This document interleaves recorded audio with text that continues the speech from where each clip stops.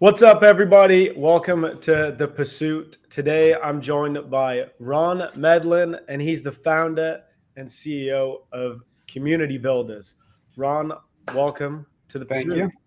Glad to be here. Thanks for asking me. Good to have you. I start this off, and I usually say a lot of crap, so I'm going to just start off and get right into it. You've been in business now how long? Well, this iteration of business, probably since, and it's changed even since I started it, but probably a little bit after the pandemic kind of started, I guess. So like 2020, what is that? 2020, 21? yeah, something like that. Yeah. Like So late 20. 21, probably. And then before that, you've been an entrepreneur and working for yourself for how long? Yeah. Yeah, I've had one job and I hated it, and that. But I've been I've been my own boss really for since 2010, and I day traded before that. So right after college, I day traded for 10 years. So still my own boss back then. So really since college. Okay. So about 25 years. Yeah. Wow. Yeah. Okay. So Old man. 25-year entrepreneur out on your own. Um, Looking back on that 25 years, I know this is a big question, Hmm. but in that 25 years, where have you found the most happiness being an entrepreneur? I mean, for me, it's the journey, right? There's been a lot of ups, there's been a lot of downs, but through that whole process, I've gained a ton of skills that are very marketable now. I've been able to do some really cool things. So even though some of it was really painful and hard and difficult, looking at that now, I appreciate everything that I had to go through to kind of gain all the skills and get to where I am now. So, um, what was that question again? Yeah, I mean, you answered it perfectly. Yeah, Your happiness has been in the journey, right? Like, right. I think if I asked you 10 years ago, maybe even 15 years ago, the answer to that question would probably be different. It'd be like, I want the money, I want the whatever, right? Hmm. But after 25 years and everything that you've done in that time, the amount of different iterations of your business Hmm. to now say, like, it's the journey. And the reason that I'm excited to talk to you today, obviously, number one, because you're the champion, right? So you're the school games champion, reigning champion, because there's no new one yet for January, right? So That's right. we're just going to And call you the there's, 2024 champion. yeah, that's right. Last 2024 champion. Hey, the reigning 2024 champion. No one can take away the 2024 trophy. You keeping that one. That's true. There's only 2025 ones given out now. So the reigning 2024 school games champion. Just talk a little bit about that. Like that is how many people were in that competition and Well, so it's everybody that's on Skool, which is a platform for online communities. For those of the people that don't know what it is, Alex Hermosi and Sam Evans. Sam Evans created it, and then Alex Hermosi invested in it. So there's, man, I can't. He told me at the event how many community owners were on there. I think yeah. I want to say it's like 70,000, Wow. maybe. Now there is a caveat that I need to explain. So there's two sides to the school games. There's one that's like the person that makes the most MRR, monthly recurring revenue, with their community, and Mhm. those people are putting up like crazy numbers. The person that won that side of it in December made 300,000 that month. Okay. And then there's the affiliate side, which is the one that I came in first place, and that's promoting schools. So like sending people your link, and they use your link to get an account. So that's the one I won. A little bit easier than the other side. So, But in that, you've built your community on there, right? right, With right, right. now Yeah. there's what, almost 3,000, maybe more people in it. So we have two communities, and this is kind of the model that we teach is a free community, which is like the funnel. So we drive traffic into that, and then we use that to convert them into either a high ticket offer or downsell them into our paid community. The paid community, the free ones, yeah, probably 2,900 people now, and then the paid one is around 180. Hmm. Hmm.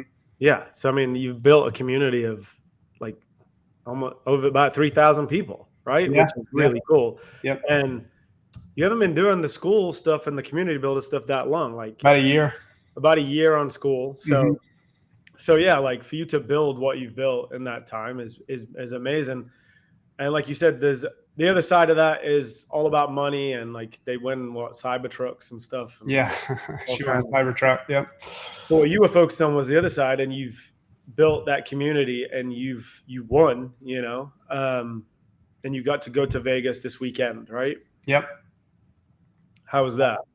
It was cool. So, those are the people that don't know Alex Hormozy. I mean, watch one of his videos and you'll never escape him. He'll be in your feed for the rest of your life, essentially. So, got to meet him. Really cool guy, really smart business wise. I mean, I think he's worth like $200 million net worth. The other guy, Sam Ovens, who created the tool, extremely smart guy. So just got to kind of pick their brains on everything around like community, launching a community, growing a community, retaining members, all that kind of stuff. So that was super cool. And then we also got to meet all the other winners. And these people are high level entrepreneurs that are doing some really cool things in the community. So we learned some very interesting like things and some trends around, what the people that were doing the best were actually doing, which was cool. So Nice. How many people were there with you? Well, there's five affiliate winners that go, and then there's 10 on the other side. So 15. There was probably some people that were like partners and had more than one person on their team, and then they also had the team from Skool there, plus Sam up. So it was probably like 30 people, maybe. That's cool. That's pretty intimate to have that amount of time with people that are doing something like that and building such big businesses. I mean, Skool's exploded, right? Yeah. Sam, we were talking to Sam, and he was saying that, so they have the supply side, which is the creators, right? So they're creating the communities. And then you have the demand side, which is the users. And his whole mission with this whole thing is to bring 1 billion people into community. And right now he told me they were growing at like 1.7 million per month. Wow. Users. Yeah. That's crazy.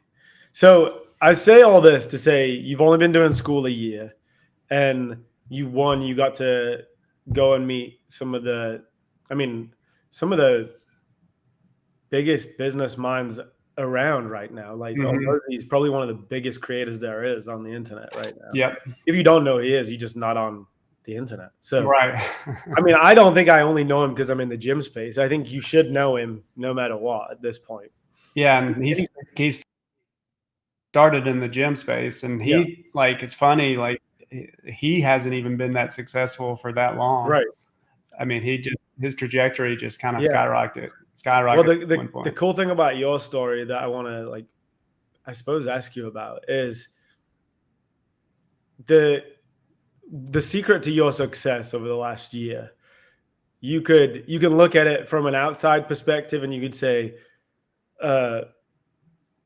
Ron kind of got lucky and joined Skool at the right time, and then it worked out. But from my perspective, I don't know if I'm right or wrong. I could just be assuming that your win here at the end of December comes from 10 years, maybe longer, of you learning how to do this. And like you say, and having ups and downs and building businesses that now no longer exist and working on platforms and getting platforms to a similar position where you are now with Skool that then just no longer trendy or no longer, you know what I mean? Like it looks like, man, in a year I can do that. And in my mind, I'm like, no, what Ron's done, it's going to take you 10 years. And your community for the next 5 years might have 5 people in it, and then go to 10, and then go to 20. And it might take, maybe you do blow up, and I hope you do. But I don't, if you do, I don't think you'd know how to handle it. Whereas you at this point in your career, still figuring things out, but it comes from such a long line of you learning these tools and business and just becoming who you are over that amount of time, right? Like Yeah, absolutely. So, and even before moving over to Skool, I did the same thing on Facebook groups. And then that, like you said, that trend or that where everybody was on Facebook groups and joining Facebook groups, that kind of started to die. And that's why I moved over to Skool. And I was pretty successful with the Facebook group stuff. But it was fun. It's funny that you bring that up because at the Skool games, the biggest thing that I took away from the whole thing was the difference in the people that Hormozy started with, and there were some talented people that he started with, is that he never gave up, and he put in the hard work, didn't get the reward. We're all used to, we all want that instant reward now. We're in that day and age of like TikTok and stuff like that, so we want instant gratification. The secret is to being able to struggle and put in the work and put in the commitment and sacrifice without really seeing the reward, but believing that there is a future reward and just sticking with it. And he said, really, the people that he looked at that were more talented, they could have been more successful than he is. The only difference is that he stuck around and didn't quit. And then he got better. He got more skilled. He mentioned that his first videos were him in his closet doing a Facebook Live in a Facebook group. Right. And yeah, on a webcam. And that resonates with you because that's how you ended up winning, right? Is when I first met you, you were doing something completely different, I feel like. Yeah. And you just started with the Facebook stuff. Am I right? Because you built your life like exactly how you wanted it for a while, right? You were like pretty much living the like. Well, I mean, that was a successful business too. And then, so that was when I was doing, I had a yoga studio marketing agency, and we had a bunch of clients. We were doing really well. And then COVID hits. And obviously, what happens when COVID hits, especially the fitness industry and yoga studios in particular, because they're, they have limited space, and there was the 6-foot rule or whatever. And so they were getting murdered. Like a lot of the studios that were my clients just went under. So that business kind of collapsed. And then that's when I started kind of going into the coaching. But you were even doing something before that you were like. Before that is when I had that job. I was the director of digital marketing for a PR firm here in Atlanta. So yeah, I mean, like I said, lots of pivots, lots of ups and downs. And I think that's just part of the journey. Like I wouldn't have the skills. Like now I'm confident, like if I had to start over, I could do it because I've gained a lot of skills and I kind of know the levers to pull and things like that, to where I feel fairly confident that I could, build another business from fairly quickly. And also the building of personal brand over a long period of time is definitely beneficial because people start to recognize you can build an audience. And then once you build an audience, you can do pretty much anything you want. And that's what Hormozy's been able to do. That's why he's so successful. People like Gary Vee, they have these huge audiences. So now they have attention, and that's like gold. Yeah. Now, and the key with them people is, the theme that I see is they just give away all the best stuff for free, right? Yeah. There is they don't hold anything back. They understand that like your attention is so valuable that I'm going to capture it all. And eventually it'll pay me back. Just like you said with the business thing, is like, if I do the right thing and I grow a solid business and I don't give up, then the same thing's going to happen. It seems like they both have that same thing with content, whereas I'm not going to put all my best stuff behind a paywall. You just will get to work maybe closer with me behind the paywall. Or, you know what I mean? Like it'll be more interactive. But right up front, the free stuff is going to set you on the right trajectory so you keep coming back. Yeah, and that's, there's obviously different kind of business models and everything. I mean, look at Mr. Beast. I mean, he was just doing stupid, silly stuff, but now the guy's a billionaire probably. So it's really more just building an audience around whatever you're like. His audience was around, just doing goofy stuff. And now he's got like a burger joint. He's got, all these different brands that he can sell and monetize that audience. Yeah. with. Talk about like you built that business, the yoga studio stuff. And I mean, you put in what, 5-6 years? That was probably because it was like 2000, I think, 18 to, probably about 2.5 Yeah. years, I think. And Something like that. Yeah. you were like, this is it. This is great. I can keep doing this. And then Yeah. it got closed down and you had to pivot. How did that help set you up for where you are now? Like, what were the skills that just, because a lot of people think like close a business down, you're back to the start, but you never really go back to Right. the start, right? Like if Mhm. if you have no business experience, you start in a school today, you're at the start. But the way you came Right. in, how did you feel like you were starting off there? Well, so with the yoga studio agency and this software, I had gotten really good at Mhm. Go High Level. We set years up previously and stuff. Yep. I worked with you on it, so I'd gotten really good at that, and so I had done some videos on YouTube. People had kind of found me and saw that I knew what I was doing, and so really, like right after the pandemic started, I got the, what was it, PPP loan or whatever it is. So I was able to, I got a pretty big loan. I got on unemployment. I was on unemployment for like 4 or 5 months. So I had some money to kind of live off of. And then luckily, because I had gotten good at that tool, I started working with some big names in coaching industries, several very successful coaches. And I kind of learned, how they had grown their business, pick their brains on a lot of things. And that's how I got into more of the, because I had also used Facebook groups to grow the yoga studio.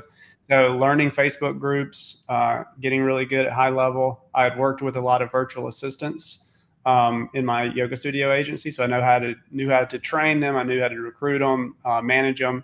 So we built out virtual assistant business, which was very successful, and partnered with a piece of software, not high level, but another piece of software called FlowChat. And we were like the official virtual assistant provider for that tool. And that was a very successful business. That was another one and we kind of still do some stuff in that realm. We're kind of changing it a little bit, but so high level skills, that got me some business. Learning the Facebook groups from those people that I had worked with on high level, and then the virtual assistant thing, and just kind of meshing those things together is really kind of almost where we are now, except for now we're Skool instead of Facebook groups. I guess, it's good because you could look back on some of them businesses and just be like, dang it, what a waste of time that one was. Yeah. But that's where you learned high level. And then you look back on the virtual assistant one, you'd be like, oh, it was going so well. And then technology changed, but you learned how to not only build that, but use virtual assistants to a level that nobody else even understands. Like I can't imagine how efficient your businesses are with these technologies now compared to most people. Yeah. Like you, when we talked about this before, learning more to be more organized, having processes, SOPs, like your whatever your book you call it. What do you call it? That big thick thing that you handle. Yep. Yeah, the playbook. Same thing is just like getting really, and I didn't have that skill before. I was very unorganized, didn't have processes, but now everything turns into a process. When I start doing something manually over and over again, I will document it, do a Loom video, turn it into a SOP, and then I'll figure out how to automate as much as possible, and then I'll delegate the rest. And that's just a process that now I do every time I see myself like doing the same thing over repetitively. That's what I do. So I learned that skill too in the past few years. So where do you feel like you're at now in terms of your development as like a CEO? And are you spending your time where you want to be spending it now, or do you still need to keep leveling yourself up in that way? Well, yeah, for sure. I mean, I've gotten better as a leader. I love my team. I've got a team of 3 people in like Pakistan and the Philippines. And I'm giving them more and more responsibilities. Where I want to be is just focused on content creation and putting it like, just expanding my reach, building my audience as much as possible, because I know how valuable that is. Like we talked about. Yeah, earlier. because now you've seen that if you could have brought your audience with you from them things that you were building already, then you wouldn't be even you'd be starting from another step forward, right? On the next thing, whatever it is.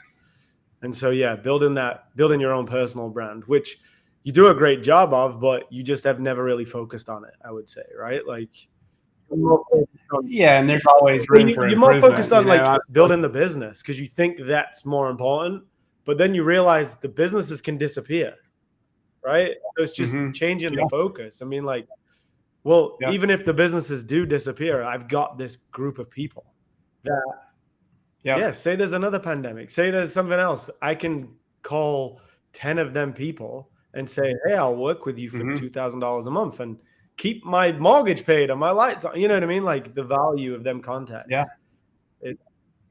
And before kind of the pre-pandemic, the audience was different, right? And now since the pandemic and since pivoting into like more of the coaching world, I've had some time to kind of build the right type of audience. That's probably more sustainable than like yoga studios. Like I just went into yoga studios because why not? For the hell of it. I didn't have like a connection necessarily to it, but now I'm building it around things that I am actually passionate about. Like so much easier to make content, right? Like you're excited to produce this content anyway. So that's cool. Yep. Awesome. So where do you see it going next? Like you obviously building an audience and like all that stuff, but talk to me about where you see community builders, or is there something next? Is community builders going to be a stepping stone to somewhere else? Well, so we're steadily growing the paid membership, which is nice because you get that monthly recurring revenue. We have a high ticket offer as well. I want to start doing some in-person events and bringing, I don't know if we want to do it in Atlanta or somewhere cool, tropical maybe. But just, continuously building my brand. My biggest focus right now is YouTube because I think it's the most powerful platform out there right now. And so just steady growth, not trying to get rich quick or anything like that. Just keep chugging along, fixing the issues as they come up, finding any bottlenecks. So, I've never made 100K in a month. So that's kind of my goal for the next year. That's a nice goal. What is that? $1 million business there? Like, that's cool. 1.2. So 83,000 is $1 million. So that's awesome. So exciting. So from kind of a lot of behind the scenes building, you feel like you've built a business now where you're more the content side and you have enough systems and processes to keep the back end going, or is there still some work that you've got to do there? So I'm still taking sales calls and I'm still doing coaching calls. Some of those energize me. Others suck the energy out of me. So I don't really want to be doing sales calls. That's kind of the thing that I want to remove myself from as quickly as possible because it opens up a lot of bandwidth for me if I do that. But I like the coaching. I enjoy the coaching. I want it to be more of a group process than one-on-one just because of, again, bandwidth and time. But outside of that, for the most part, I'm, like I said, I'm training my team on more and more of the processes that I was doing previously. So I think it's just down to like calls, and that's pretty draining for me because if I'm on calls all day, I'm like exhausted by the end of the day. So getting myself out of that, I think, is the next step. I mean, it sounds to me like the only way, or the next evolution for you, is redefining high ticket, right? So just high ticket becomes even higher ticket, right? So like you've Mhm. got your free community that you spend a lot of time working on, which is just to lead people Mhm. into your high ticket. But to get to that number, you could probably get there in the next few months if you just higher ticketed the people, right? Which is something that Yeah, Mosey pretty much sure. talks about, right? Is sell more Yep. expensive shit. Right. And for you, it's just believing that, it seems like, because you've got 25 years of experience doing this. You're the champion. Mhm. Like, you got to lean into being the champion. You've done it. Yep. You can show people how to Yeah. do it. If you want to do it, now it's not a couple of $100 a month anymore. Right. It's, I mean, 100 grand is 10 people at 10 grand. Yeah. So you've got 3,000 people in your group, right? Like, No, hey, yeah. I agree with you, man. So it's just you taking it Yeah. there, right? It feels like, is you just Yeah. believing it and selling that first one for 10 grand and then selling 9 more, and you've got this.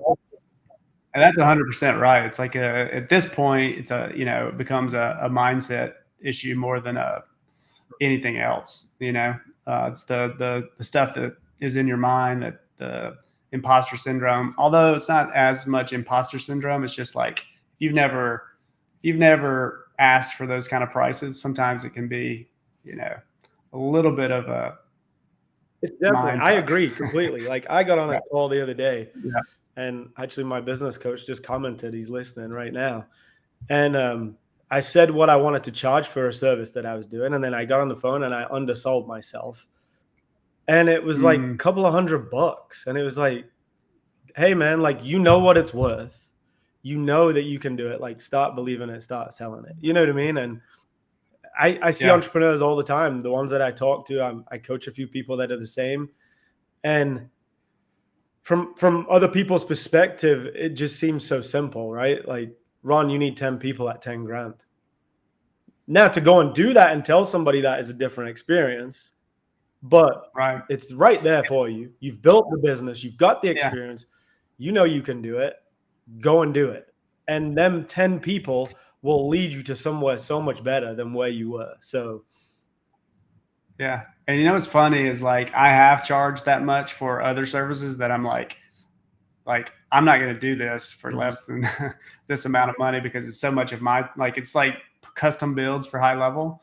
Like, I've easily charged that for those kind of things, but for some reason in this other niche, it's a little bit yeah. more difficult for me, and I think it's like because of the audience. And do you try to filter before hopping on set? That's a good point. Right now, so the way we have our community, our funnel set up, so we book calls and then we can basically sell them either our high ticket or downsell them into our paid community. So either way, pretty much anybody's qualified for one of those. And I do have a guy that takes the majority of the sales calls, but that I still have to take some of them. So, but that is another thing that we're kind of thinking about, incorporating a little bit more of a qualification piece to get on those phone calls, because there's other ways we also convert people into our paid community. So we don't necessarily have to get them on a call to do it. Yeah. If that makes Definitely. sense. And yeah, just, is your high ticket high enough? That's the question, right? And like, if they get to talk to you, Yeah. it's got to be worth your time each time. So, especially when you've got Mm-hmm. 3,000 people potentially waiting in your free community that you can talk to, like, it's a huge audience to pull from. So yeah, it's an exciting time. I don't think it matters if you win Skool again, so that can't be your focus now, right? You've got the trophy, put it on you. I could win the other side, but that's pretty difficult. I mean, if you make 100,000 next month, you win it. Well, no, Yeah, what'd you say? There were that's true. 300,000. Well, it has to be through your paid community. Okay. So, and you can only charge, they've changed the rules, and it's a 3-month contest now, and you can only do it from $100 a month community. So that means you have to get I think the winner, the person that's leading right now, has 25,000 MRR. So that means is that 250. Well, you were people? saying a lot of people were kind of gaming the system to win, right? Which is yeah. That's why they changed not the rules to make it 300 and like churns now incorporated, because a lot of people were, selling $1,000 a month communities, and they were just giving these insane offers, and then everybody would churn like the following month. So we got another question. Do you find people upgrade from the low ticket to the high ticket? They do. We're actually working on a process right now to actually make that happen a little bit more often. So that's actually very timely for us. We're implementing that right now. So great question. Awesome. Well, we're at 30 minutes.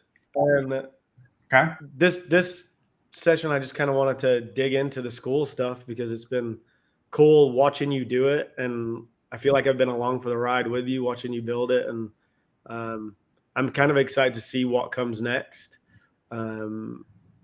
In-person event sounds cool. We'll get you to come over and do some fitness for us. And then the YouTube stuff, I'm excited to see where you take that now. And so it's awesome. So yeah, are you doing any YouTube stuff? So this is on YouTube live right now. So yeah. What's up, everybody? This is episode number like 11 or something like that. So we're crushing it. That's awesome, man. All right, so we'll catch up again in a couple of months. Yeah. See how close you are to 100,000. Yep. Awesome, Ron. All right. You're going to work out in an hour, so go get some food, and I'll see you at the gym. Yeah.